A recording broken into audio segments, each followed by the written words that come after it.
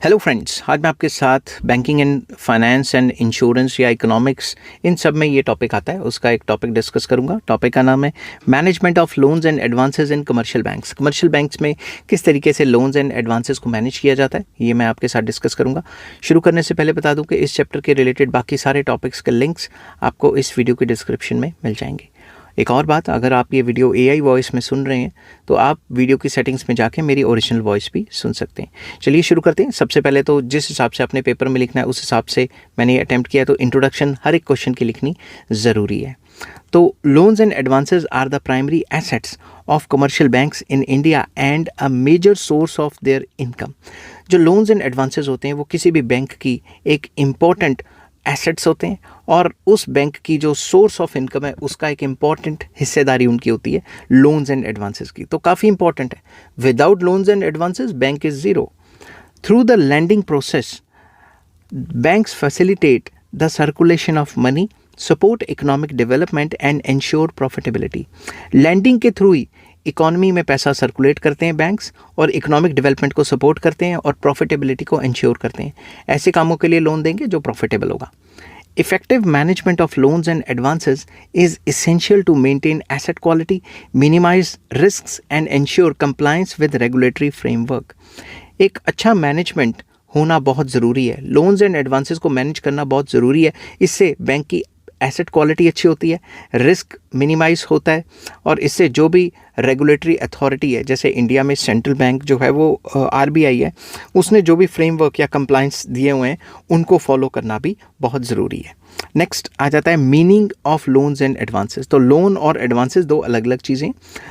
A lump sum amount sanctioned for a specified period, repayable with interest in installments, for example home loan, term loan etcetera etcetera, इसको हम loan कहते हैं। ठीक है, कोई भी ऐसा लमसम का पैसा जो आपको स्पेसिफाइड पीरियड के लिए मिला हो, जो आपने रीपे करना है इंस्टॉलमेंट्स में विद इंटरेस्ट, जैसे home loan, car loan, term loan etcetera, इसे लोन्स कहते हैं। एडवांस क्या है?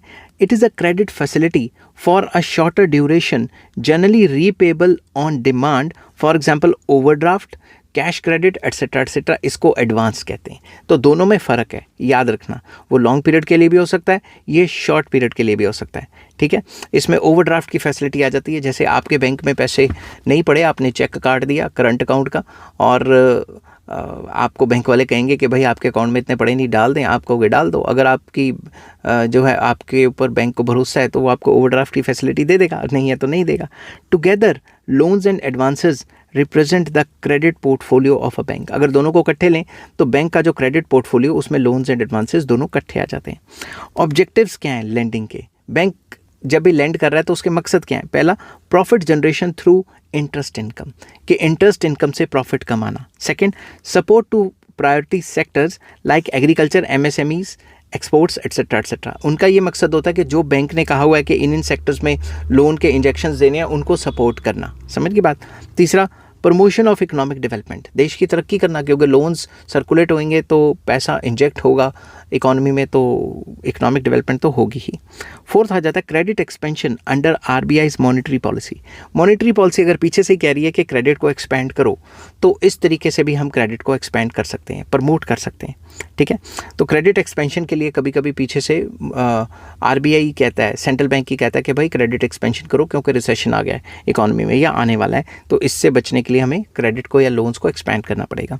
नेक्स्ट आ जाता है कस्टमर रिलेशनशिप एनहेंसमेंट। अगर आप कस्टमर्स को टाइम टू टाइम लोन्स देते हो तो इससे कस्टमर्स के साथ भी आपके अच्छे रिलेशन बन जाते हैं। नेक्स्ट आ जाता है लोन मैनेजमेंट प्रोसेस। लोन को मैनेजमेंट करने का क्या प्रोसेस है? इसमें A आ जाता है credit appraisal, very important. Before granting a loan, loan grant करने से पहले banks assess the borrowers financial capacity and credit worthiness. आपको लोन देने से पहले बैंक ये देखेगा कि भाई आपकी कैपेसिटी भी है, आपकी फाइनेंशियल कैपेसिटी है लोन को रिपे करने की, क्रेडिट वर्दीनेस है। Key appraisal factors are number 1, 5 C's of credit, that is आपका करेक्टर कैसा है, कैपेसिटी कैसी है, कैपिटल कितना है, कोलेटरल क्या दे रहे हो और कंडीशंस क्या हैं। ये सारी चीज़ें दिमाग में रख के ही आपको लोन दिया जाएगा। ऐसे मुंह उठा के कोई भी बैंक किसी को लोन नहीं देता। नेक्स्ट, फाइनेंशियल स्टेटमेंट्स, आपकी बैलेंस शीट्स देखी जाएंगी, प्रॉफिट एंड लॉस देखा जाएगा अगर कंपनी के हो, कैश फ्लोज देखे जाएंगे, तभी कंपनी को लोन दिया जाता है, ऐसे नहीं लोन दे देते। नेक्स्ट क्रेडिट स्कोर्स देखे जाते हैं, जिसमें सिबिल स्कोर आ जाता है और अदर रेटिंग्स आ जाती हैं। और फिर आ जाता है business validity reports for enterprise, कि एंटरप्राइज ने लोन लेना है तो बिजनेस की वैलिडिटी कितनी है, उनकी मार्केट शेयर कितनी है, सारी चीज़ें देखी जाती हैं। फिर आ जाता है प्रोसेस जिसमें सैंक्शनिंग द लोन होता है। As per lending policy and delegated authority, loans को सैंक्शन कर दिया जाता है। जो भी डेलीगेटेड अथॉरिटी है उसके हिसाब से लोन को सैंक्शन कर देती है वो अथॉरिटी, या बैंक मैनेजर है या कोई भी मैनेजर है कंसर्न्ड, वो लोन को सैंक्शन कर देता है। बाकी ये जो ऊपर सारी चीज़ें बताई हैं, अगर ये सारी चीज़ों से सेटिस्फाई है तो लोन को जो है डेलीगेट अथॉरिटी को दे दिया जाता है एज़ पर लेंडिंग पॉलिसी, कि भाई ये सारी चीज़ें हमने देख ली हैं, चेक कर ली हैं। तो अब हायर अथॉरिटीज़ के पास वो फॉर्म जाता रहता है और सारे चेक करते रहते हैं। कंप्लाइज विद आरबीआईज एक्सपोजर नॉर्म्स, ये देखती है कि आरबीआई के जो एक्सपोजर नॉर्म्स हैं कि कितने % हमने लोन देना है अपनी टोटल कैपिटल का, जिसको कैपिटल एडिक्वेसी भी कहा जाता है। तो वो मेंटेन करते हुए भी